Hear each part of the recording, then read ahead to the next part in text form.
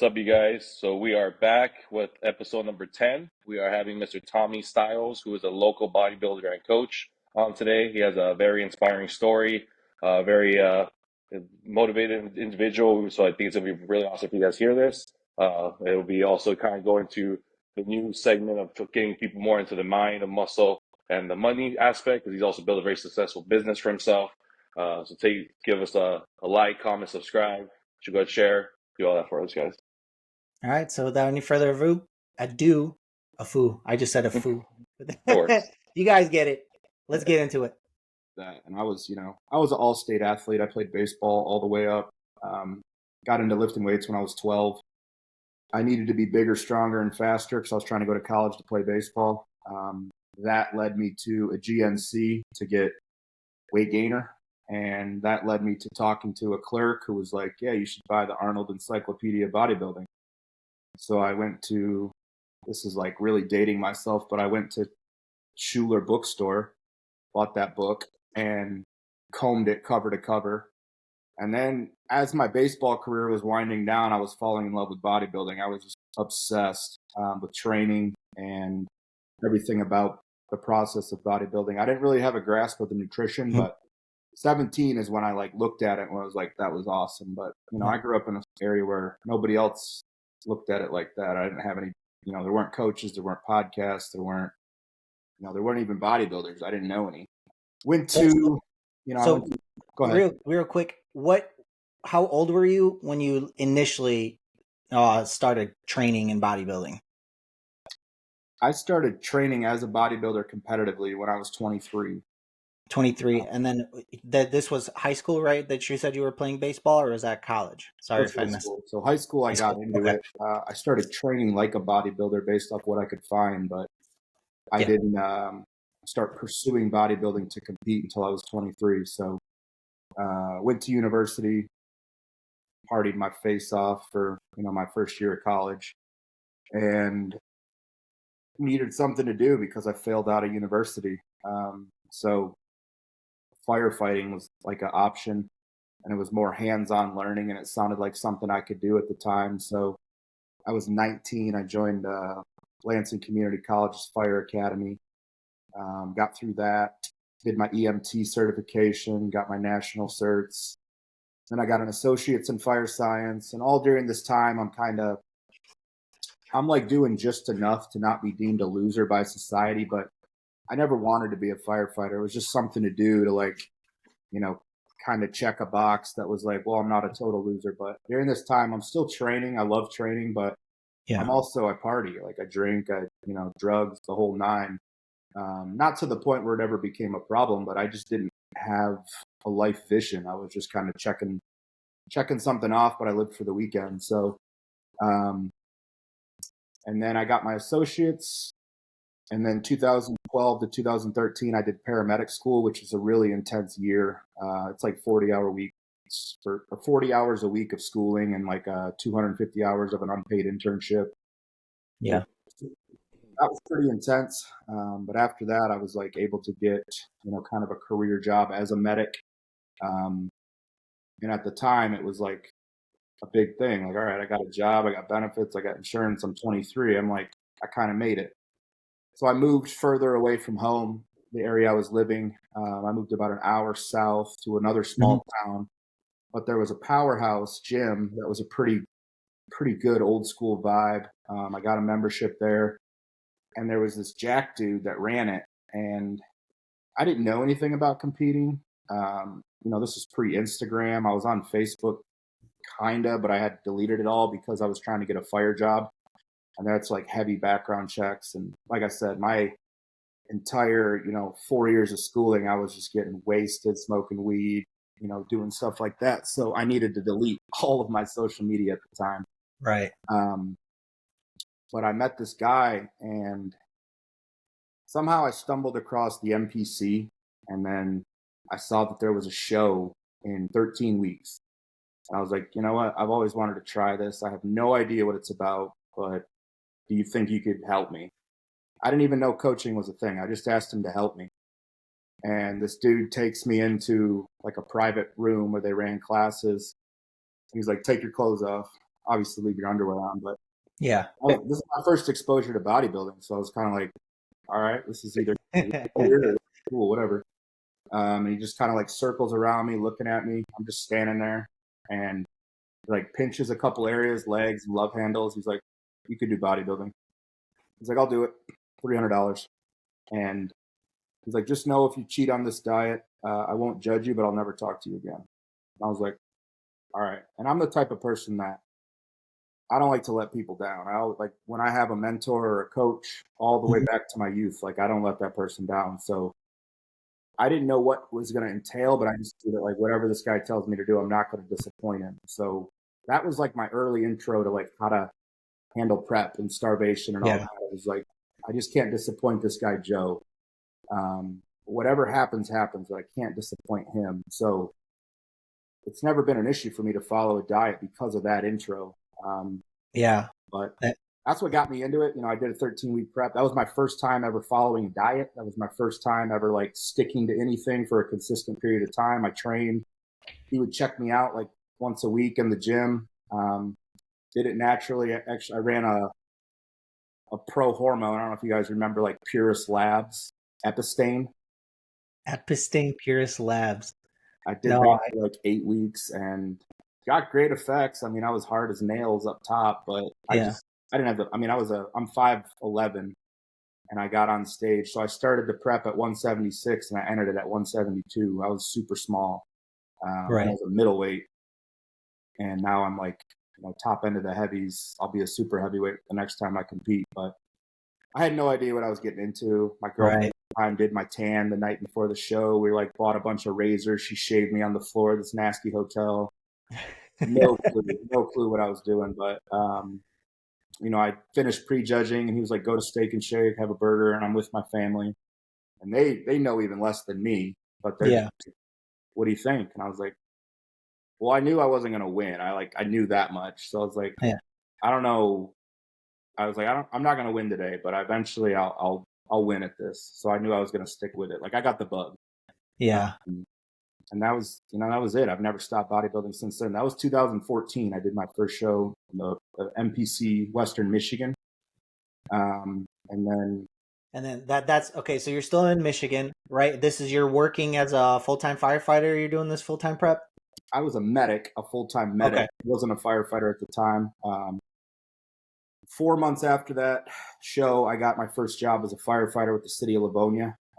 Full-time career gig. I mean, this is what I went to school for. So it was like, check that box, boom. Now, as a firefighter, you have a year of probation. The fire system is very paramilitary. So it's ran, there's a hierarchy, you have a command structure, captains, lieutenants. I was the new guy. I had been told that it would be a very bad move if I walked in there with a cooler of my own meals and was like, this is the food I eat. It just doesn't look good. It's built on tradition.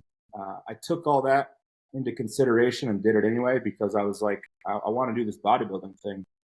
And it was a bad idea. I got a target put on me. My probation was hell. They made it that way. Not that like the hazing shit that you see. I could hold my own with that, but it just wasn't the move to come in there and like put a bullseye on yourself that way. Why is that? Is it just because they looked at like bodybuilding as no because of like things that kind of go with it as well, or not even anything to do with that. I was still natural when I got hired for my first job, so there was nothing to do with steroids. It was more of just who's this new guy thinking he can bring his own food? Because in the firehouse, like you live together 10 days a month, you work 24s, so that's your family. I mean, that's a brotherhood, and I'm showing up as like an outsider. They want to invite me into the family, but I show up and I'm like, I'm gonna eat my own food. Like you guys do your thing, but so it just. I can see it from a tradition standpoint, but it was just like, you know, this is what I want to do. So my first 4 months, I was like, all right, I'll try to eat some of the foods they're eating to like fit in. And then one day somebody made this meal that was like a tradition amongst the guys, but it was like pure dairy. And I can't handle dairy very well. Right. And I ate it anyway. And it was like, my shift was awful. I was in the bathroom like anytime we weren't on a call. And I was like, never again. I'm not eating with them ever again. So I took a stand. I like didn't eat with and didn't eat with the guys the rest of the time. So got through my probation, which was a year, cleared it. I did my second show um, in 2016. By this time, I had gotten on gear. I kept that low key. Obviously, as a firefighter, they're not going to be okay with you doing that. And I wasn't really big enough to look like I was on a cycle. Yeah. You know, I had the cap, like when I was on Winstrel leading into a show, I'd obviously look kind of lean, but I think it just because of the times, no one assumed. And like, I'm not Ronnie Coleman in the fire or in the police department. I'm not walking around at like 300. You know, I was a light heavyweight, so I was like, I You're weighed you're pretty tall, right? Like, yeah, 5'11". okay, yeah, okay, I My remember that. second show, so I went from 172 to 188, light heavy, placed better. Still needed size, but I was like, all right, I like this. I still like this. I'm going to keep doing it. Yeah. That was 2016. So I ended up leaving that department and going to a different department that had better pay and a better pension, defined contribution plan. Because again, I got this job and I'm thinking like, all right, I'm a firefighter for life. I'm going to do this for 25, 30 years, get my retirement, leave. And then right around 2017, I was in my first year at Birmingham, the city of Birmingham, Michigan. And again, we work 24s. I've always been a night owl. I stay up at night. So I was just kind of sitting up in the station by myself. And I just had these thoughts like, is this it? Is this what I'm really going to be doing until I'm like, based off of the age I hired in and when I could retire, I would have been like 59 when I get out with a full pension. So I was like, is this really what I'm going to be doing sitting in Birmingham, Michigan for the next 30 years? And it just didn't sit right. Like it wasn't there. I couldn't see myself doing it, but it was paying the bills and it allowed me to bodybuild full time or allowed me to bodybuild, and afford everything. So I do my third and fourth shows in 2017. And this new department was a lot less supportive of bodybuilding than the old one. Better pay, but other than a couple guys, it was just like they weren't as about it. Yeah. My prep that year was much harder. Again, I'm on PEDs, but I just I don't talk about it. I was on a podcast at the time and I just was like, I'd stay mute if anybody was talking about it. And again, my social media wasn't where it is. I didn't, social media wasn't where it is now where PEDs were being talked about in 2017. So I think I kind of just flew under the radar as like, yeah, he's not big enough. He doesn't take steroids. Yeah. But I just had a bunch of trouble with the administration down the stretch of my prep. And right then I knew, like, I was like, all right, this is weird that it happened this way, but I had only been to Arizona one time in my life. When I was 15, I played a national baseball tournament in Tucson.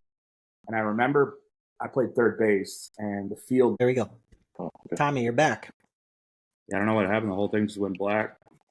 Oh, it's all good. It said it was a connection issue. I don't know. Anywho, you were talking about how you're playing your baseball tournament. You see the hills, and I think you said you looked out in Tucson. That's where we left off. Yeah. So there was I had another light, but there was a sunset behind me, and I just remember that. Oh, it's a cool sunset. And I was 15, but so 2017, I decide all right, because in firefighting you have to work a certain amount of years to get what the city's putting into your pension along with what you're putting in. So that was 7 years. So I was like, all right, 7 years. I'm going to work 7 more years, and then I'm going to pursue moving to Arizona. So I had already created a plan. And I don't know why I was just fixated on Arizona because of that one sunset moment. But then right after my prep, I did 2 shows as a light heavy, and I topped out the light heavies. I got part of my neck. I got both sides of my neck tattooed. And in the fire service, it's very, you have to get permission to do things like that, get it approved. And I got approval, but then the final approval, the chief, I emailed him where it was going to be placed on my neck, these 2 tattoos here. And all he said, he asked a question of if they could send a picture of it the day I was getting it to see where it was placed in my job uniform. And I was just like, I said, no, they can't do that because you can't send their work. And he never responded. So I was like, okay, I'm good, because he had told me I was approved. I get the tattoos. I work the next day. I get called into the office. They look at where they're placed on my neck, and that set off a bunch of like issues because they said I never had gotten written approval. And then I ended up getting, I don't remember what my penalty was, but I had to cover my tattoos up while I worked. So I had to become an expert in like cover up. So I had a membership at Ulta, and I'm buying all these cover ups like that match my skin. And it's really hard to keep your neck covered with like cover up while you're sweating and going through the day. Right. So at this point, I'm like, I hate my job. Every shift is like a mental struggle to get out of my car to go in for 24. I'm super distant from the guys I work with. Training at the time was, it was just an outlet. And then I called in one day. I was sick, I think. I think I actually was sick, but I called in. That same day, I made a post on Facebook doing a leg press set. And it wasn't actually from that day. I really was sick. But someone from the department saw it. They tried to say I used sick time inappropriately. Luckily, I had the video on my phone and it was time stamped. But that was a whole like thing. So they were just gunning for me. They were trying to create a jacket on me that they could then fire me with. So in like February 2018, had a bad shift. We had a call at 3 a.m. and I overslept the tones. Like I just missed it. And then they came over the loudspeaker and they're like, when you miss a tone, it's not good because it's an emergency. Well, you don't know what you're going to. And I was like, so I sprint down, go through the call. Obviously I'm getting written up as soon as we get back to the station. And at that point I knew, I was like, I'm done. And the next day I had the day off and I was supposed to be back at work the next day. I talked to a buddy on the department on the phone on my off day. I was like, I'm going to quit. I'm done. And I just burned out the rest of my sick time. I kept it to myself. About a month later, I finally went in and I was like, hey, I'm done. I'm turning to my 2 weeks, officially retired from the fire service, and had no plan. I was living with a buddy on his couch at the time. My life was kind of like, my personal life wasn't good. I'd gone through a breakup. I just quit my job with no plan. And I had just started working with Dusty Hanshaw in 2017, right after those shows. Yeah. He did my training for that prep in 2017. And everybody in my life that I told I quit my job was just like, I was 25, 26. I quit a career with no plan, no money coming in. And to the people in my life, they're like, man, this dude's he's messed up. He's losing it. And Dusty, I told him in an email, and I'll never forget. This is one of the most important things you ever said to me. He congratulated me. He was like, that's amazing. I don't even know what it's like to be a firefighter, but I'm glad that you quit a career that wasn't serving you and you trust yourself to make it work. In that moment, I still have that email actually. It just let me know that like, I don't know what I'm going to do. I don't know how I'm going to do it, but I'm going to be all right. So, that was, and then, this is 2018. I ended up getting a job managing a new gym. So I kind of had some income coming in within 2 months. I start personal training. I start online coaching. And it was just a slow build. It was a hustle through 2018. 2019 got a little hairy because I moved in with someone. And then, it was a long-term friend. She ended up wanting to get back with her ex-boyfriend. His stipulation was I had to move out. So I kind of got kicked out overnight. I didn't have anywhere to go. Like at this point, it's 2019. I'm 27. So I go to the gym that I'm managing and I drag a couch across the gym floor. It's a 24/7 gym. And I sleep on the couch. The next day I move all my shit into the back hallways and I start living in the gym. And that was really humbling.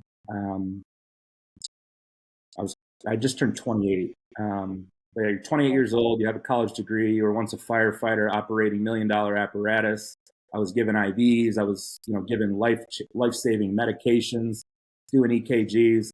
And now I'm living in the back of the gym. All the money I have to my name is in, cash in a fucking chest in my box, with the boxes of stuff I have. Yeah. It's just real humbling to like, I remember the next day I drove to the store to get food because I was like, I'm going to make this work. I'm not going to call anyone and ask for a couch to live on. At that point, I was no chance I would ever move back in with my parents, but they lived too far away anyway. And I remember driving, seeing a dude, a homeless person living under a bridge. And I was like, I'm one step away from that guy right now. Like I don't judge him at all. So like, I think around that time is when I started really paying attention to perspective and getting into like the stuff I talk about now with stoicism and, my philosophy, just because I was living it. And I kept vlogs, and I vlogged to myself as like a form of therapy while I was living in the gym. And that You stuff, still have those? that got me through, man. Yeah, I still got them. Well, Yeah, well, awesome. you should release some of that once in a while, just to like, hey, this is where I was, and this is where I am, man. Not just that, how much you sacrifice just to get even an opportunity to do what he wants to do, what he loves. Yeah. They'll come out at some point. They're pretty dark because it was just like the whole time you're trying to process it. But I tell people now that, like, now I'm 32. I was 28 when this happened. I didn't become a man till I was 28, and I went through that experience. I think society, especially for males, you're supposed to be a male at 18, and that didn't happen for me. I mean, all I wanted to do at 18 was drink. So every man has to figure out on their own when they're going to become a man, and there has to be some sort of defining moment. And for me, it was that. It was like, no one's coming to save you. You're living in a gym. Fix it. There's going to be no handouts. There's going to be no. How did you even get away with that too? That part, like from like the people that work there, the owners. How do you sneak around it? Well, I was a manager, and I was close with the owner, and I think he saw my situation. And the room I was living in, there had been a fire in 4 months earlier, so this room was like completely gutted. You couldn't walk on the floor without shoes because your feet would stick to the floor.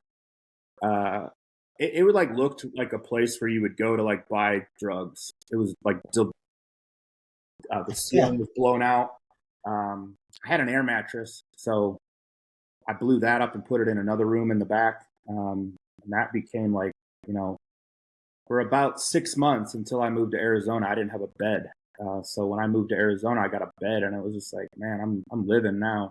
So I was living in the gym. And then I went out to the Olympia in 2019. Had a girlfriend at the time who was competing to get her pro card at the Amateur Olympia. We were kind of on again, off again throughout that whole 2019. She got her pro card there. That was cool.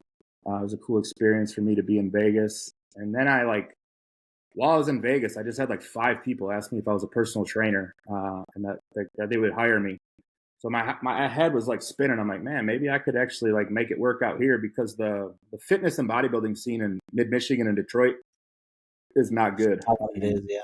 It's the Midwest is very, it's 6 months of the year you're hammered with snow and gray and cold. People don't care about how they look like as much as they do in Arizona and out west. So the life of a coach and personal trainer is less there than what it is here, in my opinion. So her and I split completely. She was from Canada, and I was driving back from Canada after the split. And I'm at a gas station, and it was my day to update with Dusty. So I, getting gas, sending in my update. And I still have this email too, but I was just like, hey man, I'm done with Detroit and Canada. I'm going to move to either Vegas or where you're at. I was like, I don't know anything about where you're at. It just looks like it's a really good spot to be. Let me know what you think I should do. I value your advice. And at this point, Dusty and I were just online only. We'd met once, but it wasn't like it is now. So he got back to me, and again, he just, he gave me advice that no one else was going to give me. It was just like, as for your move, fuck it, do it. And I was like, all right. That was in September of 2019. 4 weeks later, I was in Scottsdale. Damn. So you just pack your shit up, go to Scottsdale. Did you have a plan of where you're gonna stay or what you're gonna do or anything of that? Just fucking went to Scottsdale, Arizona, and. Well, no, my dad was going out west to camp, and he had a fifth wheel, so we put some of my stuff in that. The rest is in my, I drive a 2018 Equinox. I packed that to the brim, and as soon as I got to the border of Indiana, I knew I was never going back. I knew whatever was going to happen, but I was never coming back to Michigan. Yeah. I just knew I was going to Arizona. I didn't have a destination. I didn't have anywhere picked out. We stayed in Missouri the first night, and I start looking up things, and there's extended stays you could stay in. And these are actually, at the time, they were a pretty good deal. It was like $9.50 for the month, all your utilities, you get internet, you get a maid to come in and make your bed every day. So it was like, all right, cool. So I decided North Scottsdale was where I was going to go. We went there, got there 3 days after we left. My dad and I have a very old school relationship. He stayed the night after we got to my hotel, and then woke up the next day, shook my hand, and said, "Good luck, make it happen." And that was it. So I met Dusty for sushi that day, kind of just talked shop with him. And then the only thing I knew how to do, and this is true through all my life at this point, is I knew how to set up bodybuilding. I knew how to set up getting meals ready. I knew how to find gyms and get memberships and get training. That's how I've always that's my base. From there, I'll figure other stuff out. Getting a driver's license, finding an apartment eventually. But I lived in that extended stay for 3 days, and I created a whole list of stuff I wanted to do, as part of moving there. It was start a coaching business, which, I did. Start a YouTube channel, which I have done. Build a website for my coaching business, which I've done. But everything I manifested there has come true because, I planned it out, but then I put in the work for it. But that hotel changed my life because it was just all I had to do is sitting there and watch TV. It was I moved here to change my life. I have no friends out here. Dusty and I are cool, but it's not like we're hanging out, and it's never been that kind of connection anyway. So I just start getting things rolling a bit, and then the pandemic starts. So then I'm almost back to square one, just back to survival mode. Figure it out. Eventually, I got out of that rut, and that's when I started training at Muscle Factory. Coming out of the pandemic, Dusty and I were kind of over EOS. And when I moved here, I wasn't his training partner. One day, and I think sometime in 2020, he just sent me an email and was like, "Hey, I'm looking for a training partner. You're my first choice." And within 3 seconds, I responded and said, "Done."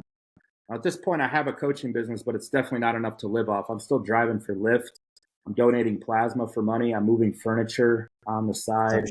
I was doing as many odd jobs as I could to pay the bills until GH, all that stuff. It costs money. So I just knew that 11 a.m. I'm training with Dusty. Every other hour outside of that has to be towards making money because I can't mess up this training.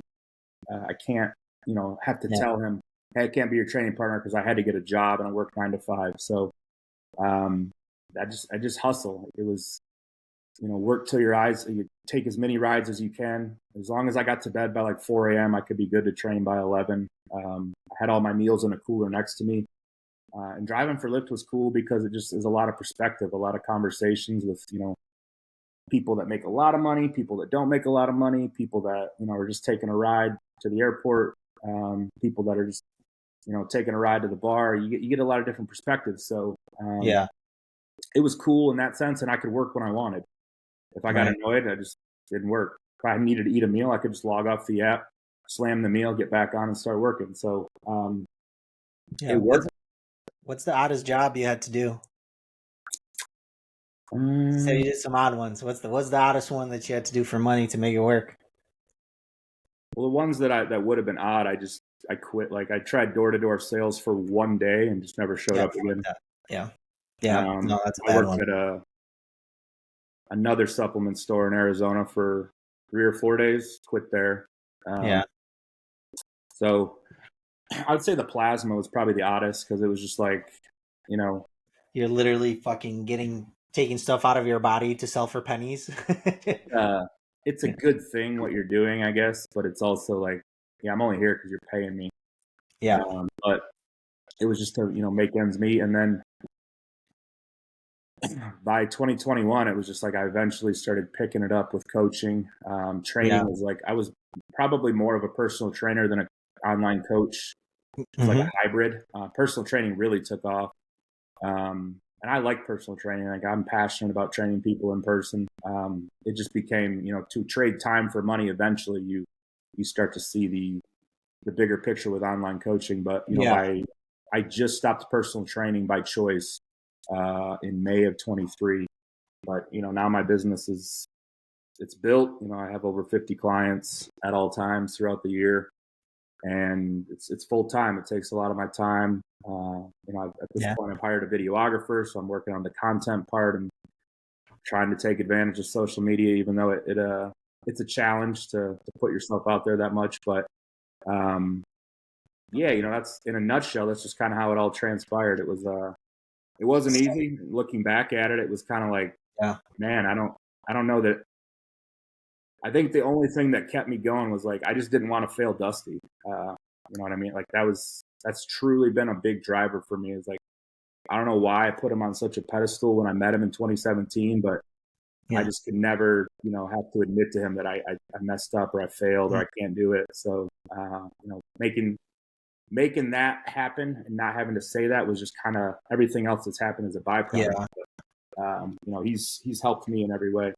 Yeah, Dusty has that aura around him. Like anytime I've talked to him, he's always got that like positive aura around him where he injects like a form of motivation into you without trying to inject a form of motivation to you. His attitude is very like, well, what the fuck are you doing? Like, what you work tomorrow? Why? Why are you going to work tomorrow? Like, it's just like you know what I'm talking about, Tommy. Just like, why? Quit your job. Let's go. Come on, man. What the fuck are you doing? Like, you want to keep working your 9 to 5? Cool. Go work your 9 to 5. But like, that's not going to fly with you for the rest of your life.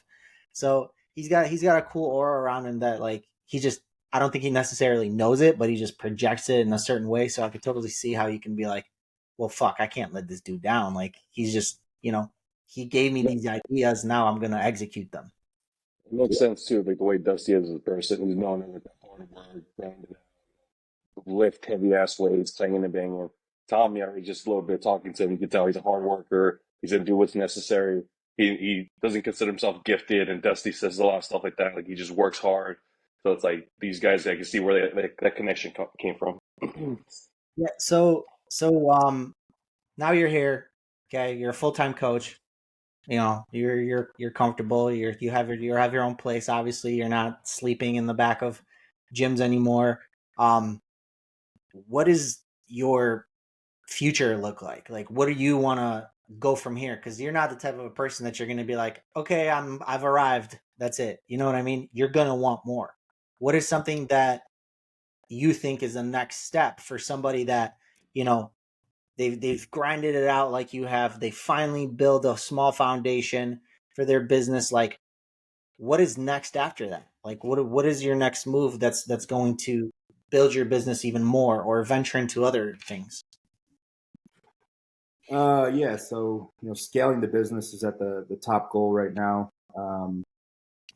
Just continuing to build out the automation and systems that make it more efficient to make my job easier, or just more efficient, not easier. But big picture, I'd definitely like to hire a couple coaches underneath me as the brand continues to grow.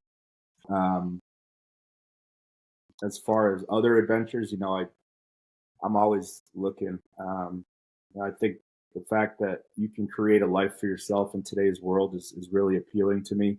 I will never have another boss. That can't happen. I don't like being told what to do. I don't like being told how I can look. Since then I've tatted my throat, back of my head. I just kind of like to do the things that I want to do, and I don't really like to have to answer to anyone for why I want to do them. So investment opportunities, looking for ways to make money for you, I think is how you build wealth. By no means am I an expert there, and I'm trying to learn more this year. That's like a big point of emphasis, is to learn from people who have done it. Obviously Dusty being main mentor, but there's other people that courses you can take, people you can talk to, and living in Arizona too, especially Scottsdale, there's a lot of successful people out here in the valley. And I didn't have that back home, man. I was kind of surrounded by people who weren't really aspiring to do anything more with their lives, which is fine if that's what you want to do. But I've always, like I said, I always knew I wanted more for myself than the normal life. Yeah. From a competitive standpoint, obviously the goal is to grow. I had to spend the last 3 months fixing my gut. I had a lot of stuff off on a GI map. So I work with Dom Cardone. Mm-hmm. We've been together since April 2022, and he's great. We vibe. Dom's very similar to Very similar approach. Yeah. No tell me bullshit. what Just to do. fucking do it. I don't need explanations. I don't ask a ton of questions. Just tell me what you need done, and I'll do it. Yeah. So with that being said, something that I've noticed about you is like, correct me if I'm wrong here. You kind of have like this all or nothing mentality. You know, it's like, um, that's your kind of your philosophy that like you try to go by. You're like, if you're fucking doing this, I'm doing this 100%. Um, and I think that's what has transpired for you to have some kind of success, and that all or nothing mentality. So can you talk about a bit more about that, like you said, what your philosophy is and what you believe and what you preach onto other people? Yeah, the all or nothing. It just kind of started with baseball. Like I get obsessed. With baseball, it was I was doing more than everybody else in the off season. I was taking cuts every day, even in the winter. I would do it in garage, a heated garage. Um, I just I was voted the workout warrior multiple years of my life by my team Mm-hmm. because I was always trying to do more, and Yeah. that's carried over into bodybuilding. That's carried over into business. But that didn't carry over into firefighting. That's how I knew I didn't want to do it because I did Very just enough true. to post. The whole time I'm like, we're on a medical call and it's like a very serious thing. And I'm like trying to learn how to contract my hamstrings better from a standing position, just grabbing the floor with my toes. You know what I mean? Like those are the kind of things I'm doing. I'm Yeah. supposed to be, taking courses to continue my education as a paramedic and firefighter. And I'm reading up on, PEDs or Yeah, for somebody sure. got a new training program a Meadows program. I'm just looking at it start to finish. So when I'm interested in something, I'm all in. If I'm not, I'm not. So that's why firefighting was never going to work out. I didn't care about um, getting better. I wanted to do just enough to get by. So Yeah.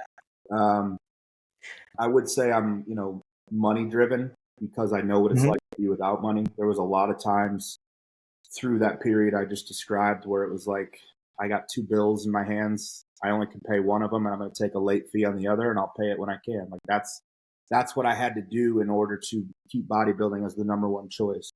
And a Yeah. lot of people would have told me like, "Hey, man, that's a loser mentality. You need to give it up and go get a job." And while maybe they were right in that moment, I had to prove them wrong for myself too. So it was like, nope, I'm gonna figure it out. I'll fix my credit. I'll pay off all the Yeah. debt. I'll figure it out, and I have. So that being said, I don't tell people to do things like I do. Like if you're gonna plan a move, maybe like plan it a year out and do it that way. Don't just like 4 weeks from the day you decide you're gonna move, drive somewhere and try to figure it out. It was probably 4 years of straight survival before I finally could like take a breath. Yeah. Um, So, but like having a no plan B approach, do you think that has something to do with you being where you're at? yeah, Like, 100%. do you think you would get a little bit too comfortable? Like, well, I have a plan B, whatever. You know what I mean? Would you be here if you were still firefighting? You're like, well, I got different income coming in, so I'll just keep this as a side gig. Like, you know what I mean? Yeah, Or having that no plan B, be like, well, fuck, there's no other choice. I gotta go. That's what's really propelled you.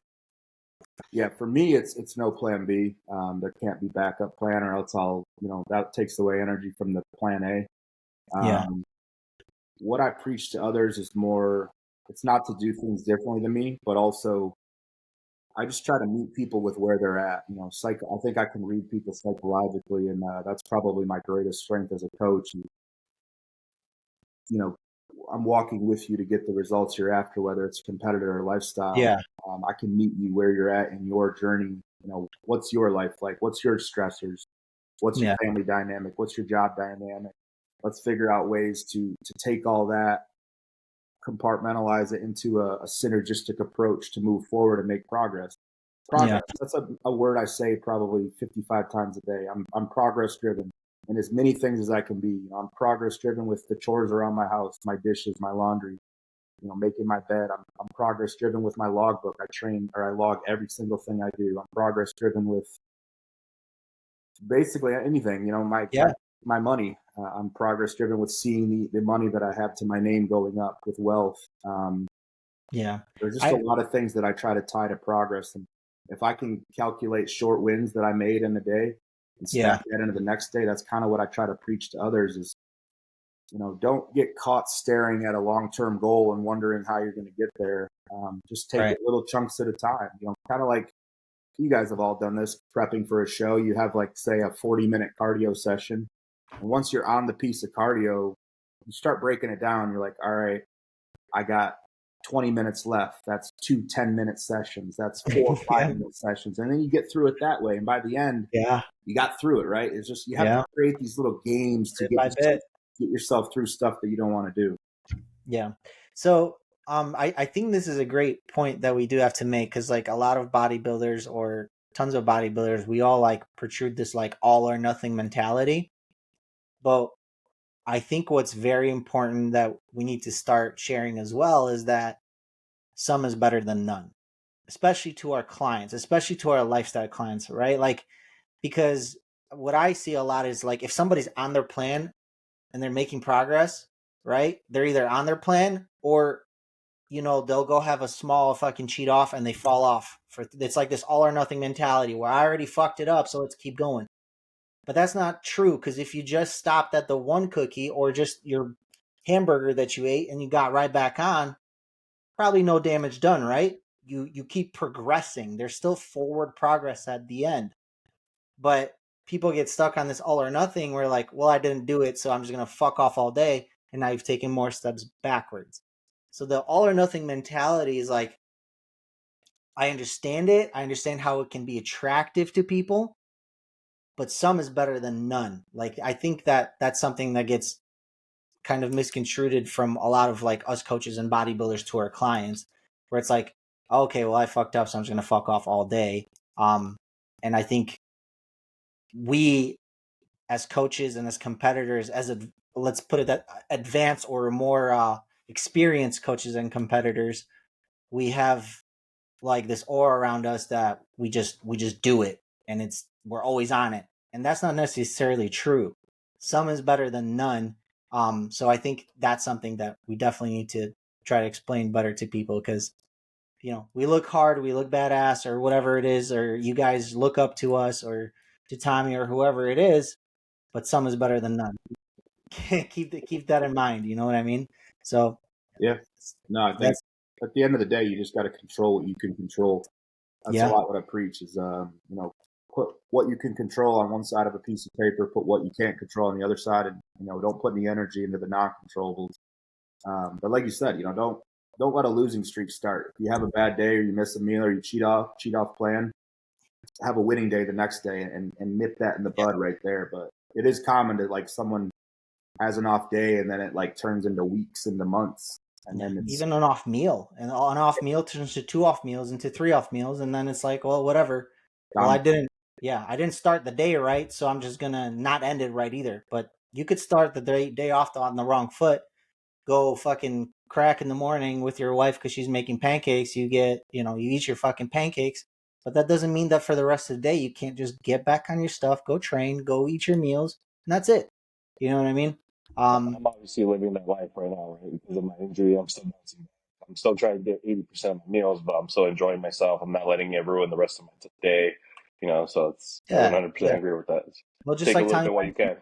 Yeah, it's like Tommy mentioned, progress. As long as there's progress in the right direction, then let's keep it rolling. If you're comfortable with that rate of progress, cool, keep it rolling. That's up to you. Your rate of progress that you're making is totally determined by you and whether you're comfortable with it or not. If you want progress faster, well, guess what? Now we're gonna have to tighten these screws up. If you're cool with the rate that it's going at, all fine with me, man. That's the rate of progress that you are comfortable with is totally up to each particular person. Yeah, man. So yeah, you definitely have a cool story. Just of showing that you can make it work. You don't have to just work a 9 to 5. You could just I mean, I can relate a little bit to even his story too. Like at moments sacrificing to kind of keep bodybuilding going. You know what I mean? To putting Yeah, things aside. So like I could definitely relate. I think that's so awesome that he speaks very openly about that because I don't think many people could even yeah, admit to that. You know, they think that because whatever reason it's a pride thing or whatever it might be. But I know for a fact most of us that get into the sport because how expensive it is, how time consuming it is. We sometimes yeah. put other things to second. Sometimes it is bills, sometimes it's people and stuff like that. So Yeah, and so it's a lot of sacrifice that goes into it, and also us being males the way we are. Like, not a lot of people are okay with saying, "Hey, I lived on a fucking couch in a burned down room because I wanted to bodybuild." You know what I mean? Like that's there's a lot that, more of those people out there. They just don't really talk. They don't talk about it as much until they get successful. They don't. You know what I mean? Yeah, So yeah. No, so you just got to make it happen. If you want something, you got to make it happen. And you can. There's people in some shitty situations that come out on the other side 100 times better than they were before that shitty situation. So, like Tommy mentioned, it's all about perspective, man, and that's something that I see you preach a lot. Even when the cool thing you do, you sometimes post screenshots of conversations with your clients. Obviously, you don't post their name, but it's cool to see like some of the responses and the that you give them and what kind of a response that gets from the client. A lot of the time it's like they're like, oh, it's like this light turns on in their brain. They're like, you know what, you're right. Like this, I should have done this better. I could have prepared better. I could have done this better.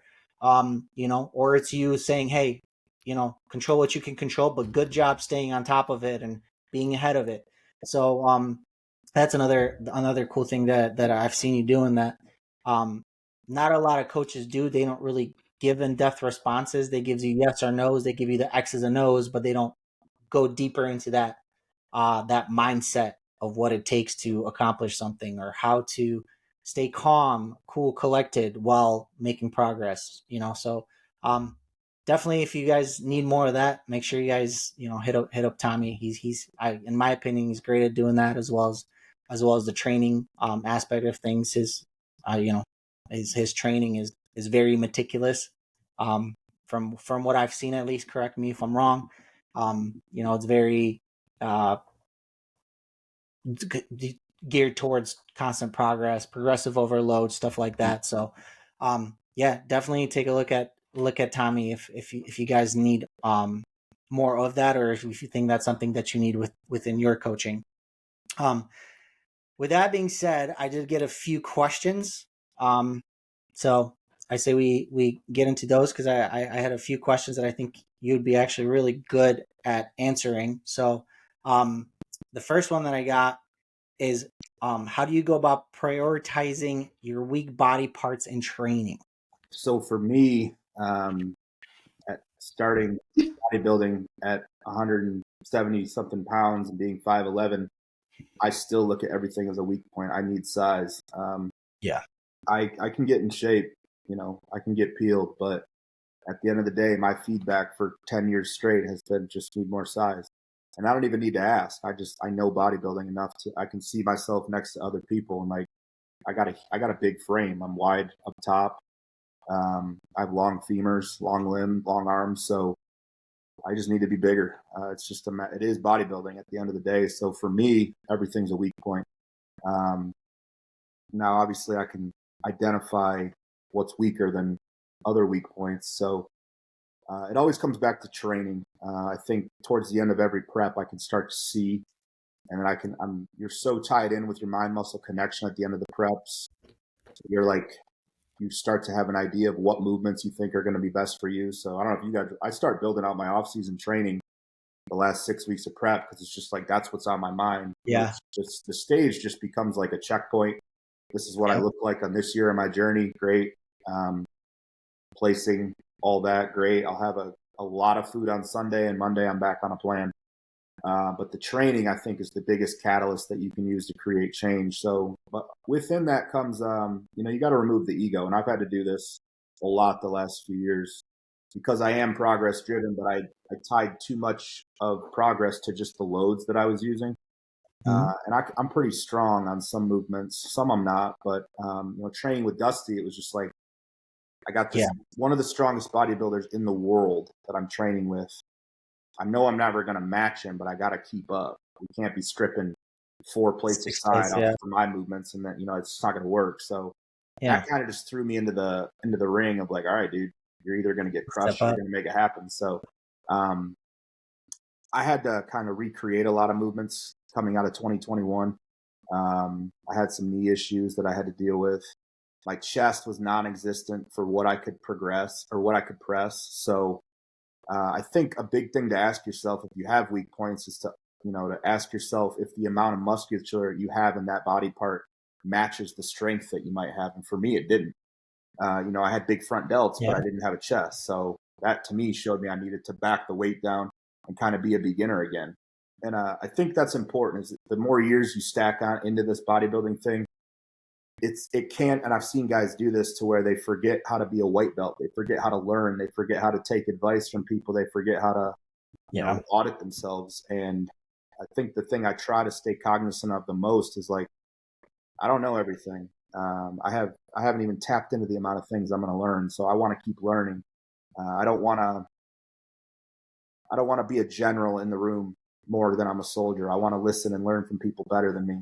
And some people, Dom has been very insightful with my training, not to where he's writing my plans, but just like, hey, it's not all about weight. You can add more volume, because he was kind of pushing me to do more volume at one point, getting me out of push-pull legs.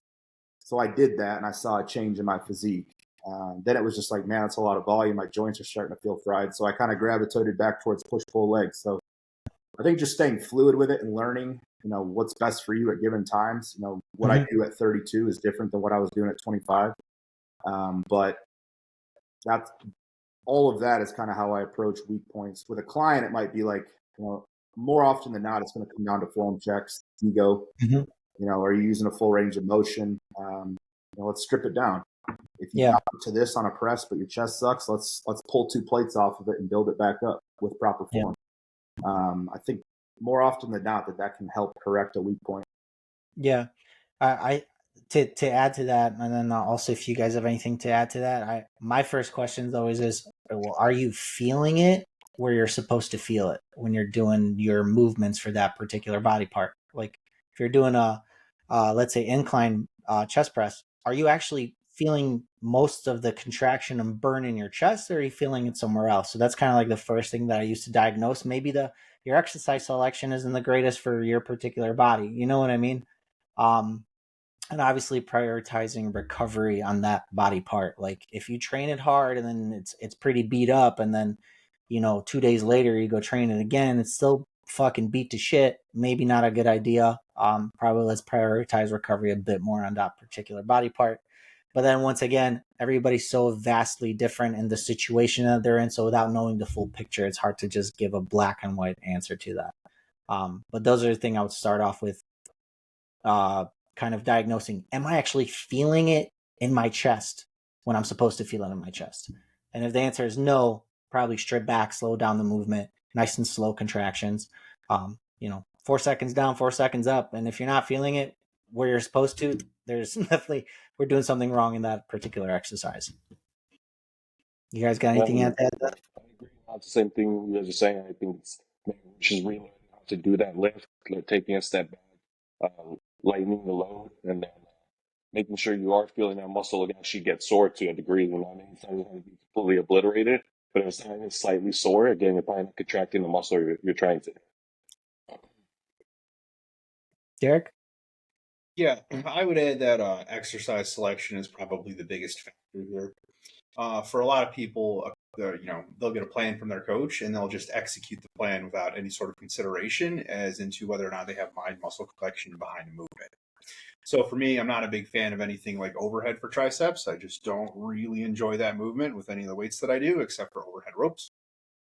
Pulled those out of my program, swapped them in with overhead ropes and overhead single arm extensions, and saw significantly better growth in my triceps. And I also think that increasing volume rather than increasing intensity or increasing weight. I think if you focus on your volume and you increase that, you give yourself more chances to grow, more chances to have the muscle pumped up and get that stimulus from the anabolics that you're running when you're on cycle. If you're natural, don't recommend as much volume. I would rather go more for intensity. But if you're taking gear, tear the fibers, feed the fibers, tear the fibers, feed the fibers, you're recovering 10 times faster than somebody who's not on gear. So I think you should be training significantly more. I've been doing my hamstrings every day for 2 weeks, and they have dramatically grown. They're growing. It Yeah, fucking sucks because I that's can barely interesting. walk, but they're growing. Hey, hey. So here's the thing. There's a few ways to skin a cat. You know what I mean? It's just a matter of diagnosing what's right for you. Um, and then to add to that, that was the second part of these questions. And how would you go about your food? Do you add a cheat meal on the day of training your weak body part, the day after, or the day before? The person asking this, unless they are lean enough to see their abs, no cheat meals. I don't think cheat meals are necessary most of the time. The only time I had cheat meals is when a competitor is in the off season and they are either losing a dramatic amount of weight, we need to do a refeed. It's like, we can't get their weight up, or they're already maxing out with like 300 protein, 120 fats, 600 plus carbs. Then we start adding the cheat meals in. Person adding this, unless you can see your abs and you're over 200 pounds, you probably don't need a cheat meal. If you're in a surplus, you don't need a cheat meal. Tommy? Yeah, I am all of those things he just described, and I don't have cheat meals. I think the longer you're in this, you just start to realize that one meal that could potentially throw off all of the things you want to be in a good place as far as your gut health, your digestion, your mind, your clarity isn't worth it. If you got like a special event or holiday, sure. But just to have one on Friday because it's Friday and you get one per week, I don't coach like that. And if that's like the thing you're asking me early on into our coach-client relationship, you're telling me a lot about you already, because you have a food focus that isn't necessarily driven towards progress, because cheat meals don't make you better. They're just, food is food. And I think, especially fixing my gut, like I will never trade the taste of something to have an upset system, because, I spent 6 years bloated. I didn't even know it till I wasn't bloated. It was like, wow, the last 6 years have been even more miserable than I thought. I just thought that's how I just thought that's how bodybuilding had to be for me, because I push a lot of food. It's kind of like someone who lives in pain for a long chronic pain, and then they get it fixed and they learn what it's like to not have pain. So I think it's more of a mental approach to the whole cheat meal thing, but same thing. Refeeds and stuff like that might be warranted in a contest prep situation, but in an off season, the goal is to drive as much food and drive that baseline diet up as much as you can. And the cheat meal is just going to defeat that purpose more often than it's not. Yeah, I think to add to that, what a lot of people forget about is that, like, if you eat like shit, you'll probably train like shit the next day or the day of. You know what I mean? Like, you feel a little bit sluggish. Sometimes a food hangover, things aren't moving as quick through you. Like, I can't eat something bad and then go train. Like, it just, no matter how large of a volume or small volume of it, it just doesn't sit well with me. I always have to have that entire time of the day that I'm training leading up to the training session. I'll never have anything bad before. Like after, okay, sure, if there's an event, like you said, cool, all for it. Before, never. Like I will never have any, just because I just don't feel the same in the gym. And if you don't feel in the same in the gym, your performance in the gym is probably going to suck. And then that's where you actually can stop progress instead of making progress just because you think you need to push more food on that particular day for that particular body part. I think that we're kind of, in my opinion, to the person that's asking this, you are way overthinking this. Just train hard and eat your meals. And if you're in the off season and you want to have a cheat meal, go have a cheat meal. Just don't binge, and that's it. That's all there is to it. I don't think there's a right or wrong answer for this, other than Yeah, if you no, feel. obviously I'm the one that's way different from this. I would say like I McDonald's. do come. No, I mean I Well, don't throw in the sure. program, but I'm big on, like, especially in the off season, having some 80-20, having some freedom, but I'm also big on not eating stuff that messes up with digestion, eating things that doesn't let you eat your other 5-6 meals for that day. So there's parameters I'm still expecting from the client. But unless Yeah. you're in prep or you're on the chase for like a pro car, you're right at the cusp. It's like I think it's like you gotta enjoy life too, man. And bodybuilding ain't all that. Like, Yeah, like we mentioned with lifestyle people, like I said, some is better than none. And the rate of, like, I never have a problem with anybody complaining about where they're at, is if they're comfortable with the rate of progress that they're making. if somebody starts bitching to me about the rate of progress that they're making and they're doing an 80-20, oh, we're having the conversation and we're having the Jesus talk. You know what I mean? Okay, well, you're bitching about me changing the plan where you're only following it to an 80% and you're bitching about your rate of change. You want your rate of change up? Take that 80 to a 95 or 100 and watch you fucking change at an exponentially faster rate than you would have. Okay? 100%. 100%. So if you're okay with that, if you're a lifestyle client that you're okay with dropping that pound, 2 pounds a week, and you're totally cool with that, and you know that, I got no problem with you. Okay, cool. All right, let's keep going. But when that progress stops, we're gonna have to change things. Okay, and that's gonna you're gonna have a choice to make. We either pull more food from your diet food throughout the week or throughout the 6 days, you know, and then what? Then you're starving all week to eat a little bit more on the weekend. That's not a good way to go about things. That's just my opinion, because your rate of progress is gonna get even worse and worse and worse as time goes on with it.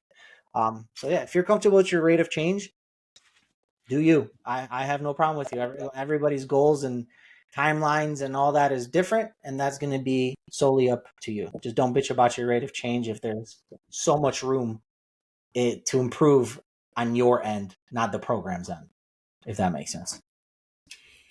Yep. I can agree with that. Cool. Funny enough, one of my questions was, how do you guys feel about Sam Solik? So that kind of goes with this whole food thing, because obviously the way he eats is very unique, very different. It is not the best for the digestion. I guess we could all 100% agree on that. But the kid looks fucking crazy for a 21-year-old, right? Like, it's like kind of working for him in a way. Yeah, I mean, when you're younger, right? You can get away with, like, when I was younger, at least, I'm speaking from personal experience. You know, you could eat McDonald's and you'd be fine. Okay, if I eat McDonald's now, I'm fucked. Like, literally, my entire day just does not feel good. I feel sluggish. I feel weak. I have a bubbly stomach. I'm farting up a fucking storm. It doesn't sit well with me anymore. So, how long can he ride that out? I don't know. I don't know how long he can ride it out. Do I think There's my obviously thoughts a genetic component, right? Obviously. Yeah, Like, my thoughts on him is the kid looks good. He works hard. He trains hard. His nutrition has a lot of room for improvement. But once again, to each their own. I'm not his coach. even his training could use a lot of improvement. You know what I mean? Sure, I'm not his coach, but like, I'm not gonna hate on his success. You know what I mean? Like, I will never knock anybody's hustle. If that's what works for him, that's what he keeps doing. Cool. Does he even need to step on a bodybuilding stage ever at this point? I don't think he does. Well, I think it would maybe be because these guys do tend to fall off as more time comes on. These, like, the TikTok guys, the YouTube stars, if they don't keep doing things to keep them relevant, they do eventually fall off. sure, but right now, wouldn't you think that the better He move doesn't. is, No, he doesn't need to right now. Yeah, yeah, no. right now, Yeah, like, no. yeah, keep taking your money, keep doing your YouTube. Yeah. seminars and wherever else you do your appearances, go sign your autographs on all the booths. You know, make your money, man. Hey, Put it away. that's actually another topic about the $50 on that. What was it? It's $50 to get an autograph by Sam Solik and Chris Bumstead at the Arnold. Okay, cool. I mean, like I said, I'll never knock anybody's hustle. If they have people that are willing to pay that and wait in those lines, good for you, man. I will never knock anybody's hustle. You know what I mean? Hey, if it works and there's people that want to do it, I'm good with it. Yeah, if there's a demand for it in the market, then the only people that are upset about it are the people that are not taking advantage of that position in the market. I mean, it's like, I was on a call with a client today that I signed up, and he said he reached out to some dude who's like famous on a podcast or something, and he said it is $10,000 for 1 year of coaching is what he charged. 10 grand, 10 grand, 12-month package. And I think that's ridiculous, because my prices are I will agree with that. 200 to 500 per month, depending on the situation. And it's like, this dude's charging 10 grand. But the fact that he said 10 grand and he didn't waver on his price means there's a demand for it. So if there's a demand in the market and you can sell your product or service at the price, then the only people losing out are the people that are not charging as much for that product or service. The guy giving out free autographs, he's still got to sign autographs. Might as well make some money off it, right? Yeah. But isn't there something to it, though, when it comes to like something like you want to, I don't know, like Serena, like, I feel like when they have the little EOS kid come up to me and tell me, "Man, you look awesome. Like, can I follow you on Instagram? Can we take a picture?" Like, I just get so excited about that. And I understand making your money. But man, fifty Well, but dollars. That's that's like different. That's different. Okay, you they got little have, kids coming to see you and shit. Like, you're gonna charge a little kid, that 15-year-old, 16-year-old. Like, come but on, that's different though. In charge of the charge, I think that's just an that's Arnold above. thing. That's not. I don't think Sam's getting that $50. Yeah, no, yeah, I know. Yeah. How many I, people do you think are going to show up to try and get autographs from Sam and from C-Bum? thousands. Mhm. More. Kids Way up to the more. roof. No, Yeah. you know what I mean. The line Yeah. will be around the block. It will be literally like, if it wasn't $50, then it would be just first come, first serve, and the first 1,000 people would get signatures and talk to, and that would be it. See, but here's the thing though. I know what you were saying, Luis. Like, isn't there like they should be giving it for free, like to a 15, 16-year-old Maybe kid? not free, but this is the price. You know, And I get what Tommy said. Arnold's picked or the Arnold production people picked. yeah, I So, was gonna say yeah. they pay like fucking probably I have no clue how much they pay for that booth, but it's not cheap to have that booth there. They gotta figure out a way to make their money back. Right. So for them, it's well, how do we make this money back? We're definitely not gonna sell enough supplements that weekend. Oh, let's just stick Sam Sulek and fucking C-Bum on there and get her money back. It's a great move. How many supplements they sell at these fucking things. Like, Yeah. they'll sell out. I went to. Well, don't they get the money also from like the sponsorships, like from the companies, like Sure. putting this? Yeah. I mean, Yeah, they that's a lot of money, probably honestly, now that I think about it, it's probably in their contract that they're required to be at the Arnold for 3-4 hours signing autographs, and they don't get a fucking jack shit. It's just part of their contract. Let me give you a little insight into this. There is a top level dude that I used to work with. No names, absolutely no names. He was with a supplement company, and he was getting paid $80,000 a year. 1 million followers on Instagram, $80,000 per year. Salary. Yeah. I mean, and you got to think on top of that, they were, that's one out of the 3 sponsors he was working with. I know a current open pro getting 10 a month from his supplement sponsor. And that's recent? Yeah. Yeah. Yeah. No, I've seen like 5s and 6s from my experience, monthly.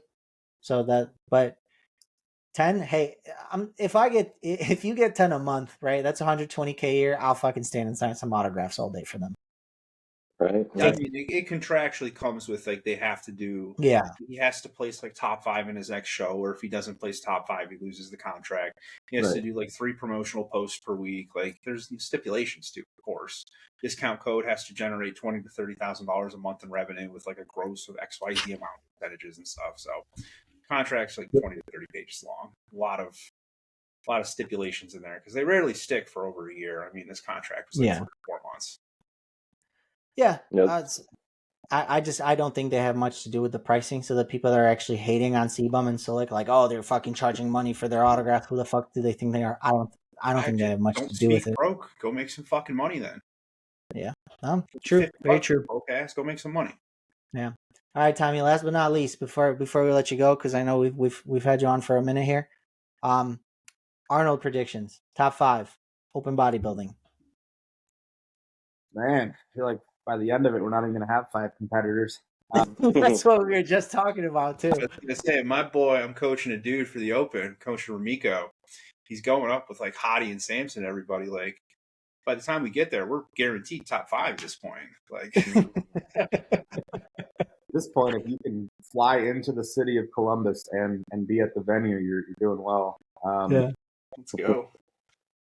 So we got what? Hottie, Samson, James, Akeem. Marcel, you want to pull up the picture of the? Yeah, I'm gonna pull it up right now. Justin Rodriguez, your guy there, Arizona, Mo Shaban. We take my guy out. We give him the automatic first place, and then everybody else gets. So we just pull him out for the deception. So Andrew fell out. Rubiel. Who else? I think Hottie's supposed to be doing it, but they're always having trouble with the visa. Really? He's been getting in for the Olympia easily. Well, I mean, we're going to see. It's a new year. You have to renew it yearly or per event or something like that, right? All right, let's see. I think it also helps him be sponsored by Evogen. That's sort of from what I've heard. Yeah, but that stopped him from getting to the Olympia in 2019.